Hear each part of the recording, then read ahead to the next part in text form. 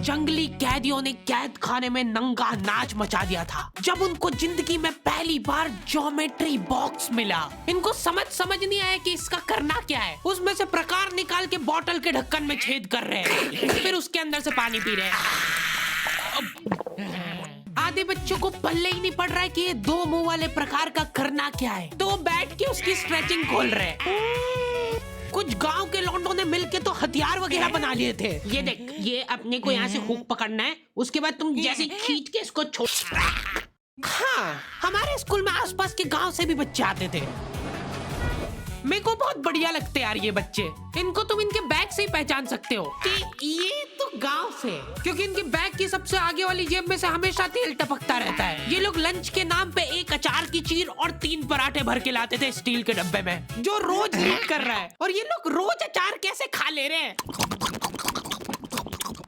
ये लोग स्कूल की बस में ही आते थे, जिसका ड्राइवर था अब्दुल और कंडक्टर रफीक। अब्दुल और रफीक मिलके बसें ड्रिफ्ट करवा देते थे। जान दो, चलो उतर जाओ, आ गया स्कूल। रफीक की स्पेशलिटी थी कि जहाँ से बस निकल ही नहीं सकती वहाँ से भी निकलवा देता था। हाँ, आंदो आएगी, निकलेगी। इतनी जगह में तो 4 बसें पार्क हो जाएंगी। हाँ, जान दो। बस। अब्दुल और रफीक बहुत डेडिकेशन के साथ काम करते थे। बारिश में गांव में बाढ़ आ गई है, गांव वाले बेचारे घर से बाहर नहीं निकल पा रहे हैं। बच्चों ने स्कूल की ड्रेस पहनी थी, वो वापस से खोल दी कि ऐसे मौसम में तो कहाँ ही जा पा रहे स्कूल। इधर अब्दुल और रफीक बस लेके आ गए बाढ़ में। आराम से निकलेगी, आराम से चलने दो। इतनी मेहनत करके जब ये सब स्कूल पहुंच रहे तो पता चल रहा है कि बाढ़ के कारण स्कूल ही बंद है। मेरे को बहुत पसंद है ये बच्चे, क्योंकि ये पढ़ाई को ज्यादा सीरियसली लेते ही नहीं है। ये लोग सारे सब्जेक्ट की एक ही कॉपी बना रहे हैं। टीचर ने कवर चढ़ाने का बोला तो न्यूज़पेपर में लपेट के लिया रहे कॉपी को। ये लो, चाय के कप के निशान दिख रहे यार उस पे। बेटा पेपर तो ढंग का लपेट के लाते। 120 पन्ने की कॉपी में 5 पार्टीशन कर रखे इन्होंने अलग अलग सब्जेक्ट के, और उसमें भी छोटा लिख रहे ताकि कॉपी नहीं भराए। और ऐसा नहीं है कि इनके पास पैसे नहीं है कॉपी लाने के। इनके गांव में इनकी इतनी जमीन है ना कि ये लोग जमीन बेच के अक्खा स्कूल खरीद सकते हैं। वो अलग बात है कि इनको इनकी जमीन का हिस्सा अभी तक मिला नहीं है, क्योंकि चाचा और पापा के बीच में घनघोर मनमुटाव है। दोनों को ऐसा लगता है कि इसने मेरे को धोखा दिया है। धोखेबाज, साथ में मत बोल। देख, मैं यहाँ पे फालतू बात करने नहीं आया हूँ, बात एकदम क्लियर है। मेरे को मिलनी चाहिए पूरी प्रॉपर्टी। अच्छा ठीक है, सबसे पहले तो तू औकात में रहे। तू रहे औकात में। अरे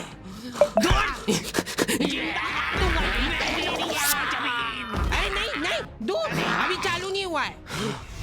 इनकी बहन दोनों भाइयों का समझौता करने के लिए रेफरी बनी है। एक दूसरे को माँ बहन की गालियां देने के बाद वहीं पे उनको सॉरी बोल दे रहे हैं। सॉरी, क्योंकि दोनों के रिश्ते सेम ही पड़ते हैं।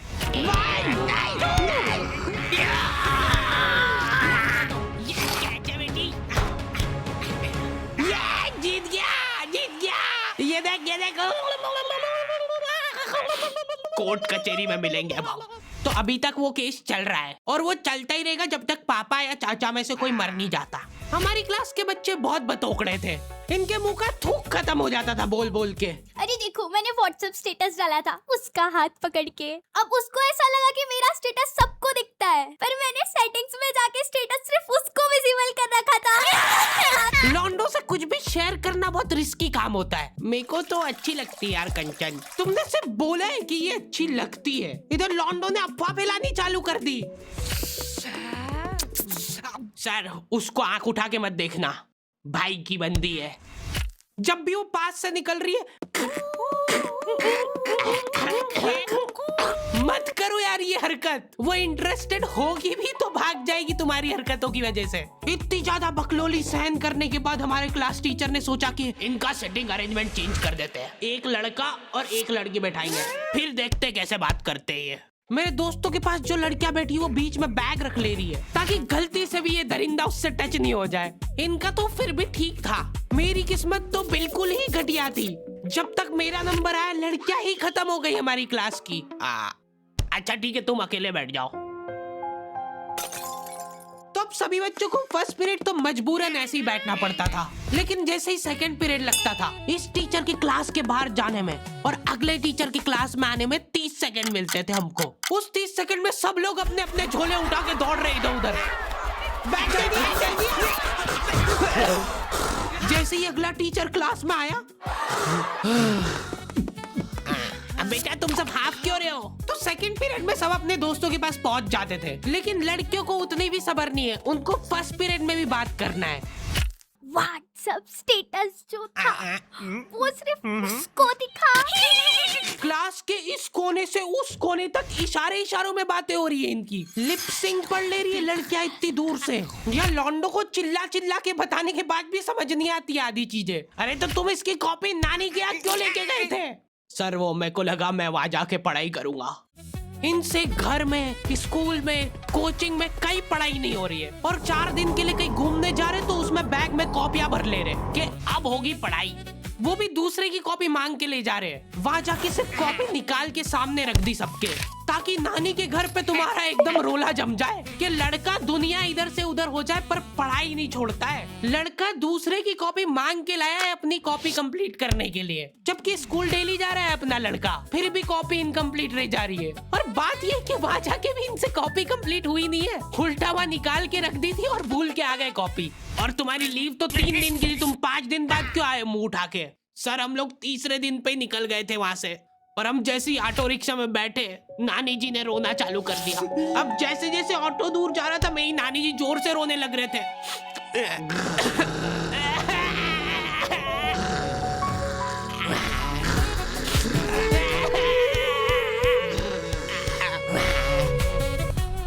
एक पूरा दिन तो इसमें हो गया सर हमारा।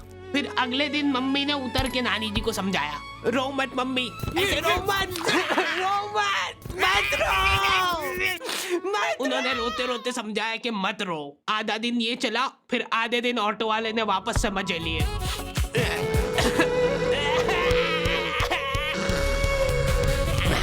हाँ, बहुत हरामखोर टाइप बच्चे आते थे हमारे स्कूल में। हमारी क्लास के कुछ बच्चों को जने क्या चुल मची कि स्कूल में फोन ले जाते हैं और वॉशरूम में जाके वो फोन में गाने चला के झुंड बना के नाच रहे हैं।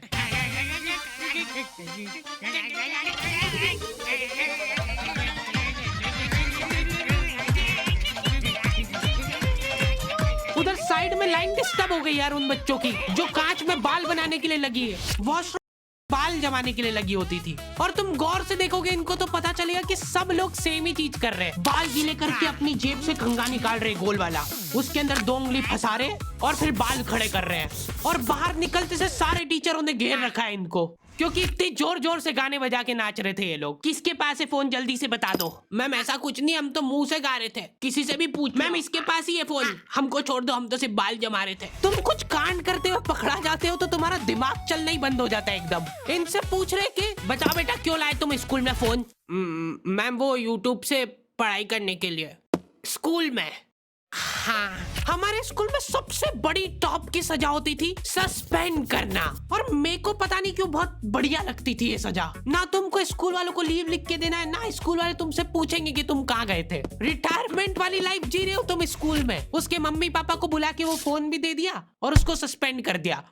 अब वो बच्चा घर पे बैठ के आराम से फोन चलाता है और अपना जीवन खुशी खुशी बिताता है। उसके घर में सिर्फ 2 ही रिटायर्ड लोग हैं, एक उसके दादाजी और दूसरा वो।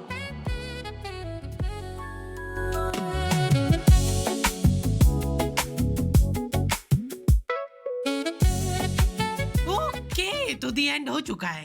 आई होप तुम लोगों को ये वीडियो पसंद आई होगी, और अगर नहीं आई है तो क्यों देखी? हैरी भाई कम से कम 1 घंटे की वीडियो बनाया करो। वीडियो कब चालू